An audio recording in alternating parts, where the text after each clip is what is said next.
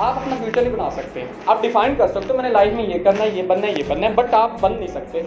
एक चीज़ है जो आपका फ्यूचर बना सकती है, and that is your habits. आप क्या करते हैं?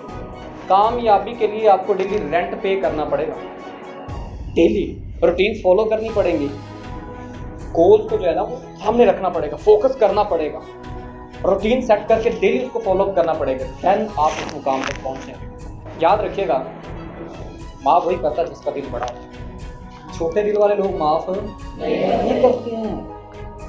स्टूडेंट्स, आपके साथ मेरा एक सवाल है, और वो सवाल ये है कि क्या आप अपनी लाइफ के अंदर कामयाब होना चाहते हैं या नहीं? यस और नो? यस। होना चाहते हैं? यस। अच्छा, ये तो बात तय होगी कि आप ज़िंदगी के अंदर कामयाब होना चाहते हैं, लेकिन अब अगला सवाल ये है कि कैसे पता चलेगा कि आप अपनी लाइफ में जिधर जा रहे हैं वो कामयाबी वाला रास्ता है या नाकामी वाला रास्ता है? अब ये कैसे पता चलेगा? एक कॉमन सेंस है, हम किसी भी इंसान को पकड़, अब कैसे पता चलेगा ये अपनी ज़िंदगी के अंदर कामयाब होने वाला है या नाकाम होने वाला है? तो वो उसकी आदतें बताए। आदतें अच्छी हैं तो क्या होगा? वो कामयाब है, और अगर आदतें बुरी हैं तो क्या होने वाला है? नाकामी की तरफ जा रहा है। ऐसे है, आप अपना फ्यूचर नहीं बना सकते। आप डिफाइन कर सकते हो मैंने लाइफ में ये करना है, ये बनना है, ये बनना है, बट आप बन नहीं सकते। एक चीज़ है जो आपका फ्यूचर बना सकती है, and that is your habits. आप क्या करते हैं? आपकी जैसी आदतें होंगी आपका फ्यूचर वैसे ही बनने वाला है। ये आदतें बाहर नज़र नहीं आती हैं, आदतें बाहर नज़र नहीं आती, लेकिन याद रखिएगा इनके रिवॉर्ड्स बहुत बड़े हैं, इनका इनाम बहुत बड़ा है। इट्स जस्ट जो है ना, ये कमेटी की तरह है। मोहल्ले में कमेटी डालते हैं ना कमेटी डालते हैं जी, 2 माह 4 माह या साल बाद कमेटी निकल आती है। ये कमेटी है, ये डेली डालनी पड़ेगी आपको। एक कोटेशन मुझे याद आ गई, कहते हैं कि कामयाबी किसी की मलकियत नहीं है, ये किसी की मलकियत नहीं है। कहीं ना कि चंद लोग कहें कि ये हमारी कामयाबी और हम कामयाब हो गए, अब और कोई कामयाब नहीं होगा। नो, कामयाबी के लिए आपको डेली रेंट पे करना पड़ेगा, डेली रूटीन फॉलो करनी पड़ेंगी, गोल्स को जो है ना वो सामने रखना पड़ेगा, फोकस करना पड़ेगा, रूटीन सेट करके डेली उसको फॉलो करना पड़ेगा, देन आप उस मुकाम तक पहुंचेंगे, वरना नहीं। क्या आप अपनी आदतों को बदलना चाहते हैं? तो फिर एक बात याद रखिएगा, आप उम्र के साथ साथ अपनी आदतों को भी बड़ा कर रहे हैं। आप बड़े होते जा रहे हैं, आपकी आदतें भी बड़ी होती जा रही हैं, और अगर अच्छी आदतें आज डाल लोगे तो फिर इसका आने वाली ज़िंदगी में आपको बड़ा रिवॉर्ड मिलने वाला है। आप जब छोटे थे तो आप कुछ बुरा कर देते थे, गाली निकाल देते थे, किसी को मार देते थे, तो आपको डांटना नहीं जाता था, ऐसे ही है। बट अगर आज आप बड़े हो गए, आप किसी को गाली दो तो क्या होगा? आगे से वो भी कहेगा मैं तो दसना वो मैंने कटेगा। ऐसा होता है। इसका मतलब कि आप बड़े हो गए हैं, तो अब आपकी आदतें भी क्या हो गई हैं? बड़ी हो गई हैं। स्टूडेंट्स, मैं आपके साथ 3 ऐसी आदतें शेयर करने वाला हूँ जिनके ऊपर 0 एफर्ट लगेगी, मतलब लगेगी नहीं, इतनी कम एफर्ट। 0% एफर्ट क्या होती है? कुछ भी नहीं। बट अगर आपने इन 3 आदतों को अडॉप्ट कर लिया, ये मेरी लाइफ का एक्सपीरियंस मैं बता रहा हूँ, तो आपको जो रिवॉर्ड मिलने वाला ना अगले 5, 10 साल, 20 साल बाद, आप सोच भी नहीं सकते। मेरी पहली आदत, माफ़ करना सीखें। 2013 में मैं कॉलेज गया तो मेरे टीचर थे इंग्लिश के, उनका नाम था सर महमूद एडवोकेट, अल्लाह उन्हें लंबी ज़िंदगी अता करे। वो मेरे इंग्लिश के टीचर थे, हम इंग्लिश पढ़ाते थे, and I was so much inspired at that time. मैं उनसे बहुत ज़्यादा इंस्पायर हुआ था। क्यों हुआ? उन्होंने मुझे एक काम बताया। इसी तरह हमारी सारी क्लास बैठी हुई थी। उन्होंने कहा बेटा एक चीज़ याद रखिएगा, ज़िंदगी के अंदर आज से एक काम पकड़ लें, और वो क्या है? माफ़ करना शुरू करें। कैसे माफ़ करें? माफ़ करने का तरीका उन्होंने कहा, जब आप रात को सोने लगे, सोने से थोड़ी सी देर पहले अल्लाह से मुखातिब हों, ऐ अल्लाह मैं सोने लगा, लेकिन आज सारा दिन में जिस भी इंसान ने मुझे बुरा भला, मुझसे नफरत की, मुझे परेशान किया, गाली दी, टेंशन दी, ऐ अल्लाह मैं तेरी रज़ा के लिए, तेरी खुशी के लिए उसको माफ़ करता हूँ। और क्योंकि मैं भी गुनहगार हूँ, मैंने भी किसी न किसी का दिल दुखाया होगा, मैंने भी गुनाह किए होंगे। अल्लाह अगर तुमको माफ़ कर सकता है तो फिर मुझे भी बस इतना समझ। कितना टाइम लगेगा? 1 मिनट भी नहीं लगेगा।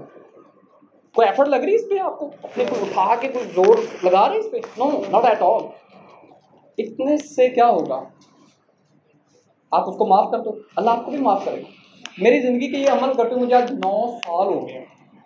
मैं आज पीछे मुड़ के देखता हूँ, 9 साल हो गए पीछे मुड़ के देखता हूँ, क्या देखता हूँ कि मुझ में बड़ी हज़ारों कमियां कुताहियां थी, बट इंस्टेड ऑफ दैट अल्लाह ताला ने मुझे हर मुकाम पे इज्जत दी है। उसकी वजह क्या है? आप सल्लल्लाहु अलैहि वसल्लम ने फरमाया कि जो इंसान 3 काम करता है ना, उनकी इज्जत बहुत बढ़ती है। उन 3 कामों में एक काम है माफ़ कर देना, जो माफ़ किया। आप सल्लल्लाहु अलैहि वसल्लम एक और जगह भी फरमाया कि बहादुर इंसान वो नहीं है जो बदला ले लेता है नहीं ताकत पे। बहादुर इंसान वो है जो हक पे भी हो, ताकत भी रखता हो, लेकिन फिर भी क्या कर दे? माफ़ कर दे, दरगुजर कर दे। पूरी दुनिया के इंसानों की बात झूठी हो सकती है, लेकिन मेरे नबी की बात झूठी। अगर मैं आपको एक बैग दूँ और उस बैग का वजन हो 20 किलो और मैं कहूँ भाई इस बैग को सारा दिन आपने उठा के ऐसे ऐसे फिरते रहना, चलते रहना, क्या आप उठा सकते हैं वो 20 किलो का बैग सारा दिन? आप 2-4 मिनट भी नहीं उठा सकते। आप उतार दो तो यार ये बोझ नहीं उठाया जाता।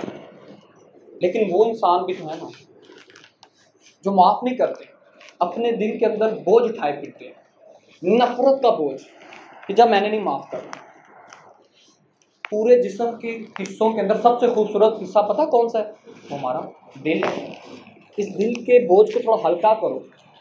हमने क्या किया हुआ है लोगों को बदला लेने के? भाई मैंने जिन्होंने गाल कड़ी मैं पूछ रहा कहते हैं, मैं तो पूछ रहा तो यहाँ पे आप क्या कर रहे हैं? बोझ लेकर, लेकिन वो जाने दो, माफ़ कर दो। क्या कर लेंगे हम? फतह मक्का के मौका पर आप सल्लल्लाहु अलैहि वसल्लम के पास दुनिया जहां की क्या होगी? दौलत ढेर लग गया, दुनिया जहां की दौलत आ चुकी है। उस वक्त आप सल्लल्लाहु अलैहि वसल्लम दुनिया के सबसे अमीर इंसान बन गए। उस वक्त आप सल्लल्लाहु अलैहि वसल्लम फरमाया कि अब मैं काफिरों के साथ वो सलूक करूंगा जो यूसुफ अलैहिस्सलाम ने अपने भाइयों के साथ किया था, यानी कि माफ़ कर दिया। क्या कर दिया? माफ़ कर दिया। ये मेरे नबी के अच्छे इखलाक थे। बन जाओगे तब भी लोग क्रिटिसाइड करेंगे, और जी बात ठीक है, पता रहना किस्मत ना नहीं होया कुछ, ये नहीं पता कितनी एफर्ट की है। और अगर आप कुछ नहीं भी करेंगे, वेले भी रहेंगे ना, तो घर वाले लोग फिर भी कहेंगे मतलब वेला फिरता रहता है, तो काम नहीं, वेला ही फिरता रहता है। Do you love yourself? क्या खुद से मोहब्बत करते हैं? यस और नो? तो फिर जाने दो, छोड़ दो। लोग आते जाएंगे, लोग चलते जाएंगे, बट आपने क्या करना है? हमेशा उनको माफ़ करना। स्टूडेंट्स, दूसरी जो आदत है उसको बताने से पहले मैं पैरा एक आपके सामने रखूंगा। उस पैरे में एक वर्ड मिस है, आपने वो वर्ड मुझे बताना है कि वो वर्ड कौन सा है। मैं उस वर्ड को स्किप करूंगा, वहाँ पे डैश बोलूँगा। जो डैश करता है उसको और मिलता है। एक मिनट पहले सारा सुन लें। जो डैश करता है उसको और मिलता है और मज़ीद इजाफा कर दिया जाता है। जो डैश नहीं करता उसके बाद जो होता है वो भी छीन लिया जाता है। नहीं याद आ रहा? ना कहा शुक्र। कुरान में अल्लाह ताला क्या फरमा रहा है कि तुम शुक्र करो मैं तुम्हें और दूंगा। फरमाया अल्लाह ने। जब अल्लाह कुरान में फरमा रहा है कि शुक्र करो और दूंगा, तो फिर हम शुक्र क्यों नहीं करेंगे? आज दुनिया की हर आसाइश हमारे पास, आज से 200 साल 100 साल पहले चले जाए, क्या पंखा था इतना? फैसिलिटीज़ ये लाइट्स वगैरह सब हमारे अबाव जदाद के पास फैसिलिटीज थी? नो। आज हमारे पास सब कुछ है, लेकिन सिर्फ एक चीज़ नहीं, और वो क्या है? हज़रत मूसा अलैहिस्सलाम कोहे तूर पे जा रहे थे अल्लाह से मिलने के लिए, बात करने के लिए। रास्ते में एक शख्स मिला, वो क्या कहता है? अगर आप अल्लाह से मिलने जा रहे हैं तो मेरी एक दुआ है, एक रिक्वेस्ट अल्लाह से करिएगा। वो क्या है?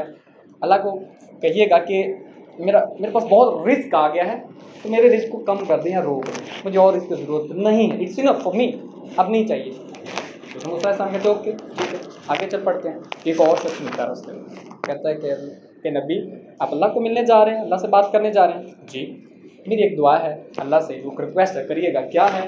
अल्लाह को फरमाइएगा कि मेरा रिस्क बढ़ा दे, मेरे रिस्क को कुशादा कर दे। हज़रत मूसा अलैहिस्सलाम दोनों की बातें सुन के चले, थोड़ी दूर पे चले जाते हैं। अल्लाह से बातों में अल्लाह से बातों में जो है ना वो मसरूफ़ हो जाते हैं। तो फिर अल्लाह ताला फरमाता है कि मूसा कोई शख्स मिला था रास्ते में आपको, किसी का पैगाम? हाँ अल्लाह, वो 2 शख्स मिले थे मुझे। एक कह रहा था कि अल्लाह से मेरी दुआ करना मेरे लिए कि अल्लाह मेरा रिस्क रोक दे, दूसरा कह रहा था अल्लाह से मेरी दुआ करिएगा कि मेरे रिस्क को बढ़ा दे। अल्लाह फरमाता है कि जो पहला शख्स मिला था ना, उसको कह दो अगर वो मेरा शुक्र करना छोड़ दे शुक्र करना छोड़ दे तो मैं उसके रिज़्क में कमी कर दूंगा। और दूसरे को कहना कि अगर वो मेरा रिज़्क, अपने रिज़्क को बढ़ाना चाहता है तो उसको कहो कि वो शुक्र करना शुरू कर दे। अगर शुक्र ही नहीं को करेंगे तो फिर क्या हमें वो चीज़ मिलेगी जो हम चाहते हैं? डेफिनेटली नहीं। अल्लाह ताला ने हर एक चीज़ अता कर दी है। आप छोटी छोटी चीज़ों पे हम बच्चे जो है ना वो प्रॉब्लम क्रिएट कर देते हैं। मेरे पास पेंसिल नहीं है, मेरे पास पेन नहीं है, अल्लाह मेरे पास आज वाटर बॉटल नहीं है, मुझे तो आज पैसे बहुत कम मिले हैं। आप नहीं जानते दुनिया के अंदर लाखों करोड़ों ऐसे बच्चे पड़े हैं जिन्होंने कभी स्कूल का मुँह नहीं देखा। उनके पास खाने के लिए 2 वक्त की रोटी नहीं है, पीने के लिए साफ पानी नहीं है, पहनने के लिए साफ कपड़े नहीं है, साफ सुथरा माहौल नहीं है, छत नहीं है। लाखों ऐसे बच्चे हैं। खुद को तो देखिए आप, माशाल्लाह कितने प्यारे प्यारे आपके कटे हुए बाल, neat and clean uniform, polish हुए शूज़, लंच बॉक्स, ठीक है, पॉकेट मनी, साफ सुथरा माहौल पढ़ने के लिए मिला हुआ है आप सबको। तो और क्या चीज़ रहेगी हमारे लिए? क्या अब भी दिल से थैंक्स नहीं निकलेगा तो फिर क्या है? सऊदी अरब के अंदर ना एक बादशाह था, सऊदी अरब का, तो वो बीमार हो गया, सांस की बीमारी लग गई उसको, तो उसको हॉस्पिटल ले जाया गया। हॉस्पिटल जाने के बाद उसको ना सिलेंडर लगाया गया ऑक्सीजन का, कि चलो ऑक्सीजन प्रोवाइड की जाए इसको। अच्छा, ऑक्सीजन सिलेंडर लगाया गया। जब वहाँ से वो डिस्चार्ज हुआ ना, निकला, तो उसका बिल बन चुका था 600 रियाल। वैसे तो ये बहुत बड़ी अमाउंट है हमारे लिए। तो जब उसे पता चला कि बिल कितना बना, 600 रियाल, तो बड़ा रोया। इसने पूछा क्या हुआ, इतने से बिल पर रो रहे हो? उसने कहा मुझे बिल की फिक्र नहीं है, मैं 80 साल जिंदगी गुजार के आ रहा हूँ, अल्लाह ताला ने मुझे इतनी ऑक्सीजन दी थी लेकिन कभी बिल नहीं आया था, तो मैं अल्लाह का कभी शुक्र ही नहीं किया। मैंने क्या तूने इतनी ज़िंदगी मुझे दी, इतनी ऑक्सीजन दी, तो मैंने तेरा कभी शुक्र ही नहीं किया। याद रखिएगा, अल्लाह की दी हुई नेमतों पे जो अल्हम्दुलिल्लाह कहता है ना, वो लाखों लोगों से बेहतर इंसान है। तीसरी और आखिरी हैबिट कौन सी है? और वो है वालिदैन की खिदमत। बच्चों, कामयाबी चाहते हैं ना आप, तरक्की की राहें हमवार करना चाहते हैं, तो आज से अपने वालिदैन की खिदमत अपने ऊपर फर्ज कर लो कि जो मर्जी हो जाए हमने अपने वालिदैन की खिदमत करनी है। आपके असल हीरो मूवी में, ड्रामों में आने वाले हीरो या एक्टर्स या फिल्म स्टार नहीं है, आपके असल हीरो आपके पेरेंट्स हैं। अगर जन्नत माँ के कदमों तले है ना, तो बाप उस जन्नत का क्या है? लेकिन आज अलमिया की बात बताऊं आपको, आज की कंडीशन क्या आ गई है? आज बाप अपने जवान बेटे के आगे बात ही नहीं करता, उसे कुछ कहता ही नहीं है कि ये इस डर से कि कहीं ये मुझे मेरा गिरेबान ही ना पकड़ ले। आज ये हालात आ गए हैं। जरा उस लम्हे को सोचें, जब आप बिल्कुल छोटे से थे, चलने नहीं थे आप, तो आपको बाप ने उंगली पकड़वाई, अपनी तरह से चलना सिखाया आपको। जरा उस लम्हे को सोचें, जब आपको बोलना नहीं आता था, आप अपनी तोतली से ज़ुबान के साथ थोड़ा सा बोलने की कोशिश करते थे, तो माँ बाप ने आपको क्या सिखाया? बोलना सिखाया। लेकिन आज की कंडीशन क्या हो गई है? चेंज हो गई है। ये पेरेंट्स आपके सबसे बड़े वेल विशर्स हैं और कोई भी नहीं है। किन की तरफ आपका ध्यान है? Friends, family, other persons? No, not at all. कोई भी नहीं आएगा। मुसीबत में फंसेंगे आपके पेरेंट्स आने बचाने आएंगे। आप सल्लल्लाहु अलैहि वसल्लम ने हज़रत उमर फारूक रज़ी अल्लाह अन्हु को फरमाया, क्या उमर, एक वक्त आएगा अबैस करनी आएगा, उससे दुआ करवाना, उसकी दुआ रद्द ही नहीं होती। अवैस करनी आएगा। क्यों रद्द नहीं होती? क्योंकि उसने अपनी माँ की खिदमत ही इतनी की। आप सल्लल्लाहु अलैहि वसल्लम का दौर है, लोग कहाँ कहाँ से मिलने आ रहे हैं, अवैस करनी नहीं आ रहा मिलने के लिए। क्यों नहीं आ रहा मिलने के लिए? बूढ़ी माँ घर में है, अगर जाएंगे तो उसका ख्याल है नहीं मिलने आए। सहाबा जैसा रुतबा नहीं मिल पाया, सिर्फ माँ की खिदमत करने की वजह से। और उमर कौन? हज़रत उमर रज़ी अल्लाह कौन है जिसके बारे में आप सल्लल्लाहु अलैहि वसल्लम ने फरमाया कि मेरे बाद अगर नबी होता तो उमर होता, जिसको दुआओं में मांगा, उसको आप सल्लल्लाहु अलैहि वसल्लम फरमा रहे हैं कि उमर अवैस करने आएगा तो उससे दुआ ज़रूर करवाना, क्योंकि उसने अपनी माँ की खिदमत ही ऐसी की है। पीर और फकीर जो होते हैं ना, हम उनसे दुआएं लेते हैं, उनकी दुआ में इतना असर नहीं होता। वो क्या देते, जा बेटा अल्लाह तेरे बाग लगाए। याद रखिएगा, जो वालिदैन की दुआ ना वो और आपकी तकदीर और आपकी ज़िंदगी को बदल के रख देगी, क्योंकि वो दिल से दुआ देते हैं। और कभी भी ना माँ बाप से दुआ ना मांगे, उनका कहते हमारे दुआ मत करें। कहते हैं ना, अम्मी जान मेरे दुआ कर दें, बेटा खुद काम इस तरह के करना शुरू कर दें कि आपको दुआएं खुद दें। दुआ के लिए कहें ना, काम ऐसे कर दें कि आपको खुद ब खुद दुआएं दिल से निकलें, मेरा बेटा कितना फर्मा बरदार हो गया है, कितना बदल गया है। और आखिरी बात मैं करना चाहूँगा, बच्चे जो आज बीज आप बोएंगे आपकी उम्र में, जो आपकी उम्र है, आज जो बीज आप बोने जा रहे हैं, आज से 5 साल बाद 10 साल बाद उसका रिवॉर्ड आपको मिल जाना है। मैं इससे रेलिवेंट 2 से 3 और कहानियाँ भी आपको सुना सकता हूँ। एक बाप था, उसके 4 बेटे थे, 4। वो थोड़ा बूढ़ा हो गया ना जब, तो उसके जो सबसे छोटा बेटा था, उसने ना अपने बड़े 3 भाइयों को ये बुलाकर कहा कि आज एक सौदा करते हैं। सौदा क्या है कि या तो वालिद जो है वो मैं रख लेता हूँ, और ये जो सारी जायदाद है ना वालिद की, ये तुम लोग आपस में डिवाइड करो, मुझे कुछ भी ना दो, मुझे सिर्फ वालिद दे दो, या फिर वालिद मुझे दे दो, या फिर जायदाद मुझे दे दो सारी और वालिद तुम रख लो। अब वो सोचने लग गए कि यार ये तो बात ऐसी कर दी इसने। और 3 भाइयों ने सोचा यार बाप और कितनी देर जिंदा रहेगा, तो क्यों ना ऐसे ही रख लेते, माला दौलत रख लेते। तो उसने कहा ठीक है भाई, तू वालिद को ले जा और पैसा हमें दे दे। वो ले गया। अब फ्री था, कुछ भी नहीं था, गरीब था, गरीब हो गया, पैसा नहीं था, लेकिन जैसे तैसे करके उसने अपने वालिद की खिदमत की, करता रहा। एट द एंड जब वालिद मरने के करीब था ना, तो जिस तरह हमारी रवायात है, तो वालिदैन की खिदमत करें तो दुआ देते हैं कि नहीं देते? दुआ देते हैं। तो वालिद ने कहा जा बेटा सत्य खैरा होंगे तेरी, बहुत हो गया। फिर एक रात ख्वाब आया। ख्वाब में क्या देखता है कि एक तरफ से आवाज़ आई और कहा जा रहा है कि फलां दरख्त के नीचे एक छोटा सा सिक्का पड़ा है, जाके उठा लो। ये पूछता क्या वो जायज़ है मेरे लिए, हलाल है? तो आवाज़ आई नहीं, जायज़ नहीं है। सुबह उठता है, अपनी बीवी से बात करता है, जिस तरह रात को ख्वाब आया तो किसी ने कहा जायज़ है, नाजायज़ सिक्का पड़ा है, जाओ ले आओ। तो बीवी थोड़ी सी लालची, उसने कहा क्या ठीक है ले आओ, जायज़ नाजायज़ की क्या बात करो, घर में खाने के लिए नहीं और आपको, जाओ ले आओ। कहते नहीं मैं नहीं जाऊँ। अगले रात फिर यही ख्वाब आता है, वो फिर पूछता है क्या ये जायज़ है? कहते जायज़ नहीं। बीवी से बात कर, बीवी कहते ले आओ, जायज़ है ना जायज़, it's okay let it go, जाने दो, ले आओ। कहता मैं नहीं लेकर आऊँगा। तीसरी रात फिर आता था, फिर कहा जाता है कि फला जगह पे सिक्का पड़ा हुआ है, उठा लो। ये पूछता है वो जायज़ है मेरे लिए? आवाज़ आती है आपके लिए जायज़ है। ये जाता है सुबह, सिक्का उठाता है, बाजार जाता है, 2 मछलियाँ लेके आता है। तो एक मछली का पेट काटता है, अंदर से 2 हीरे निकलते हैं, बड़ी महंगी। एक हीरा पकड़ता सुनार के पास चला जाता। सुनार उस वक्त की ईमानदार होते, आज के जैसे तो नहीं है, ठग लेना, वो अच्छे थे। उसने कहा ये हीरा बड़ा महंगा है, इसकी कीमत बादशाह देगा, मैं नहीं दे सकता। बादशाह के पास चला जाता है, बादशाह को हीरा दिखाता है। बादशाह कहता है इस हीरे की कीमत जो है 30 ऊँट के ऊपर सोना लाद के दिया जाएगा तुम्हें, 30 ऊँटों के ऊपर। वो लेकर घर आ जाता है। कुछ दिनों बाद बादशाह फिर उसको बुला लेता है। बादशाह कहता है कि ये जो हीरा है ना, ये अकेला नहीं होता, इसके साथ एक और हीरा भी होता है, क्या तुम्हारे पास दूसरा हीरा भी है? वो कहता है जी डेफिनेटली मेरे पास दूसरा हीरा भी है। तो बादशाह कहता है वो भी मुझे दे दो। तो ये बंदा कहता है कि अब नहीं, अब 30 ऊँट आपने दिए, अब मैं 60 ऊँटों के बदले वो हीरा दूंगा। तो बादशाह कहता है ठीक है, तुम 60 ऊँट ले जाओ, सोने के लाद के हीरा मुझे दे जाओ। ये बंदा बादशाह के बाद मुल्क का दूसरा अमीर इंसान बन जाता है।